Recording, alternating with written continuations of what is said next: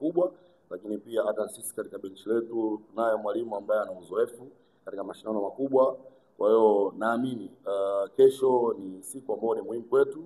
Tunaomba mashabiki wetu wa Azam wajitokeze kwa wingi, lakini pia na Watanzania kwa ujumla, kwa sababu tunawakilisha nchi na naamini tutakwenda kufanya vizuri. Kwa hiyo tunaomba sana mashabiki wajitokeze kwa wingi katika mechi yetu ya kesho. Swali la kwanza la msingi, mitaa inasema kwamba mchezo umemalizika. Sio kweli. Kama nimesema hapo awali, tulicheza mechi ya kwanza, tulipata matokeo.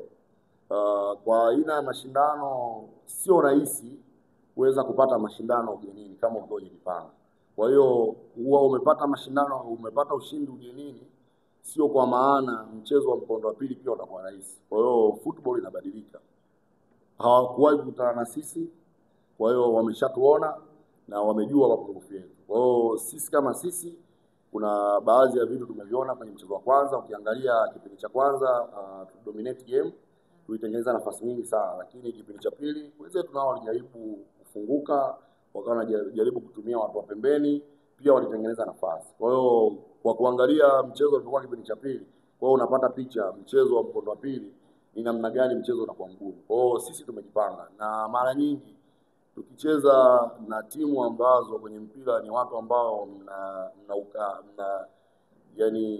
kuna hali fulani ya ushindani automatically unakuwa unaongezeka. Kama nilivyosema hapo awali, kuna fakta kubwa sana. Ukiangalia KMKM wana wachezaji wengi zaidi ya 80% ni vijana wengi wadogo, ni vijana ambao wana talent kubwa.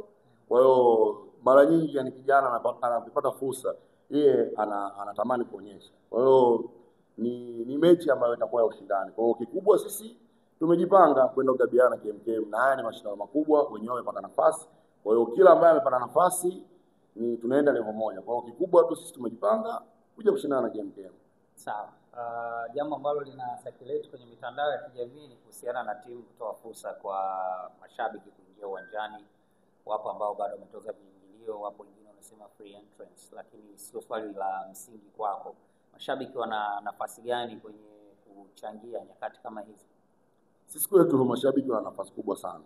Ukiangalia hata mechi yetu iliyopita mashabiki walikuja kwa wingi, lakini pia na hii tumetoa fursa kwa mashabiki wetu kuja kwa wingi, na tunajua mazingira yetu ya Chamazi, wakazi wengi wa Mbagala, Chamazi, Mbande, Saku ni watu ambao wanapenda mpira. Lakini pia lazima tuwe kweli, wakazi wengi, watu wengine wanapenda mpira, lakini ukiweka viingilio vingi vikubwa inaweza pia ikakosti watu wengi wasije wakahudhuria. Kwa hiyo mimi kwanza niwapongeze viongozi kwa kuliona hilo na kwa kuona uhitaji.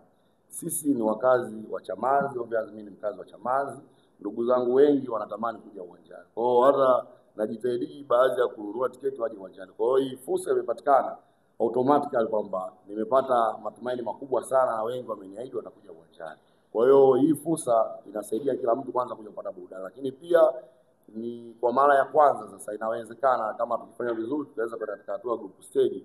Kwa hiyo itatoa fursa kwa wakazi wa Mbagala, Chamazi, Mbande, Saku wote kwa pamoja Kiponza kuja kuiangalia timu yao pendwa wakati inafanya vizuri, na huu ni mwanzo. Naamini tumekuwa na mwaka mzuri na tutakuwa na msimu mzuri. Kwa hiyo hii ni safari yetu ya mafanikio.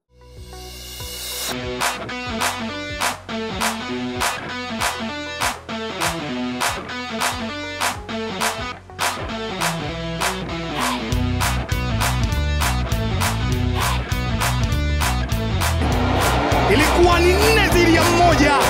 Kibu Dennis Prosper nyota